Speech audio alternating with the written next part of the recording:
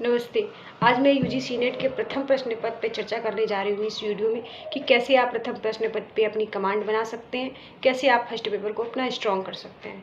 क्योंकि जो आपका सेकंड पेपर आपका विषय से संबंधित होता है, उसमें सभी ये तो मास्टर करके आए हुए होते हैं या मास्टर कर रहे होते हैं, इसलिए सभी की पकड़ होती है, उस अपने विषय पे सभी की पकड़ होती है। लेकिन जो असली कॉम्पिटिशन होता है वो आपको फर्स्ट पेपर को लेकर के होता है। अगर आपने फर्स्ट पेपर को अच्छे से नहीं पढ़ा है तो यही आपको आपके रिज़ल्ट में आपका स्कोर डगमगा सकता है। इसलिए आपको फर्स्ट पेपर पे ज़्यादा फोकस करना है। फर्स्ट पेपर में आपको मैथ और डीआई रीजनिंग सबसे ज़्यादा समस्या इसी यूनिट पे होती है।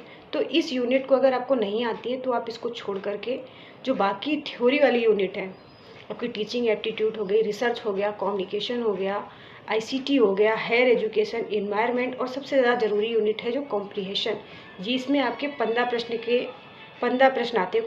कॉम्प्रिहेंशन में प्रत्येक प्रश्न पर 2 नंबर होते हैं। आप इसमें आपको 15 में से अगर 14 भी प्रश्न आपके सही हो रहे हैं तो आप कंपटीशन में बने रहते हैं।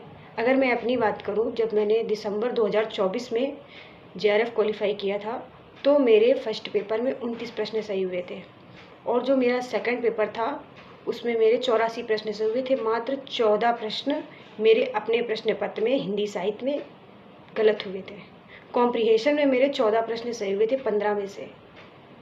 तो आपको टारगेट लेकर के 30 नंबर का 30 प्रश्न आपको किसी भी हाल में सही करने हैं। अगर आप इससे कम कर रहे हैं 30 से तो आप अपने आप को कंपटीशन से खुद बाहर कर लेते हैं। आपको दोनों पेपर के बीच में सामंजस्य बिठाना है।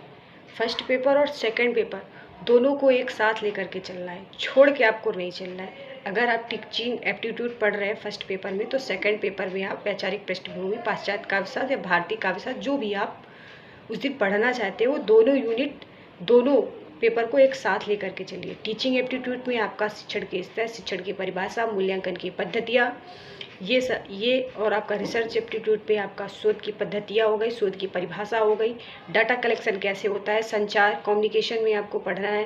कम्युनिकेशन क्या है? अर्थपूर्ण विचारों के आदान प्रदान को संचार कहते हैं। संचार की साधन कौन से हैं, मॉस कम्युनिकेशन कौन सा, आईसीटी में आपको कंप्यूटर की पीढ़ियाँ पढ़नी है और रैम रोम पढ़ना है, सर्च वेबसाइट पढ़नी है, आउटपुट इनपुट को पढ़ना है। इसके अलावा हायर एजुकेशन में आपको पढ़ना है स्वतंत्रता से पूर्व और स्वतंत्रता के बाद में जो कमेटियाँ बनी है उनको पढ़ना है। एनईपी पढ़ना है जो आपको 1968 में आई थी, 1986 और 2020 एनईपी आई है। तीनों एनईपी को आपको पढ़ना है।